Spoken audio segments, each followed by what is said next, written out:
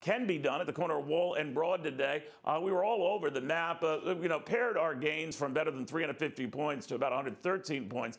A lot of this follows on the possibility we're going to get stimulus, then the less likely it looks, they pull back. I think by now you know the drill here. So stocks really just focusing on this for the time being and whether it can ever come to pass. Let's get the read from Robert Wolf, the former UBS America's chairman and CEO, 32 Advisors CEO. We've also got Kathryn Rooney Vera with us, the Baltic Capital Markets big chief. So Kathryn, end it with you, begin with you on the markets sort of waiting for this and waiting and waiting and waiting. The math is prohibitive. Just getting it done in the House is one thing. Getting it picked up in the Senate is quite another. Doesn't seem likely to me. So what happens if that reality finally hits Wall Street? Well, the Wall Street is expecting a fiscal stimulus package. It doesn't have to come before November 3rd, and I think largely the market doesn't believe it will, and I think that's correct. Something is in the pipeline, and that's what the market is de facto banking on. If we got nothing, that would be a massively negative surprise for the markets, and we should expect a fall. I think we're going to get something by first quarter of next year after Inauguration Day. And what I'm telling our clients is to invest in industrials and materials in front of the election. And I'm so, daring to do that before an election, because I think regardless of who wins, whether it's President Trump or former Vice President Biden, this fiscal stimulus package is coming. And you can bank on industrials and materials outperforming other sectors of the S&P 500 in that eventuality.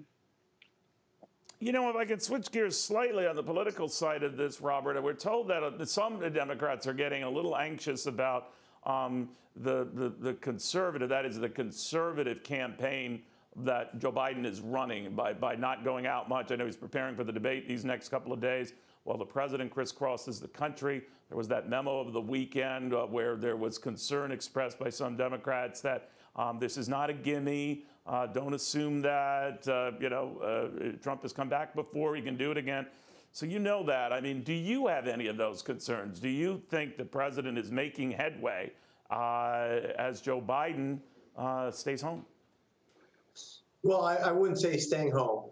He's always doing things for the campaign and the election. He's been on calls nonstop. Kamala was in Florida yesterday. President Obama's going on the road. We have plenty of surrogates kind of on the airwaves and doing things 24/7. But you would have to admit it is a little bit like looking for Where's Waldo, right? I mean, it is less frequent, certainly, than you see the president. Now, to be clear, these polls, if you find them, and I know the president doesn't, but it's working. I get that. But do you worry about that?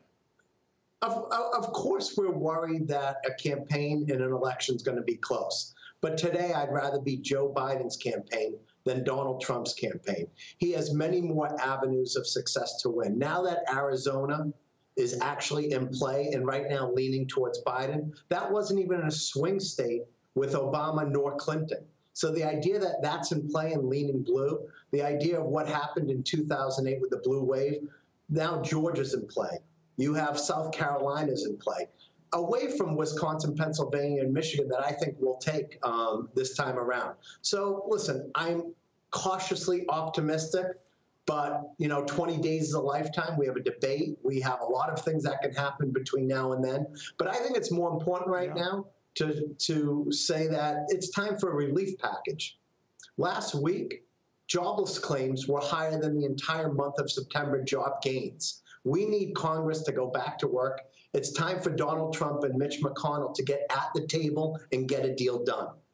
All big deals have to have all the leadership.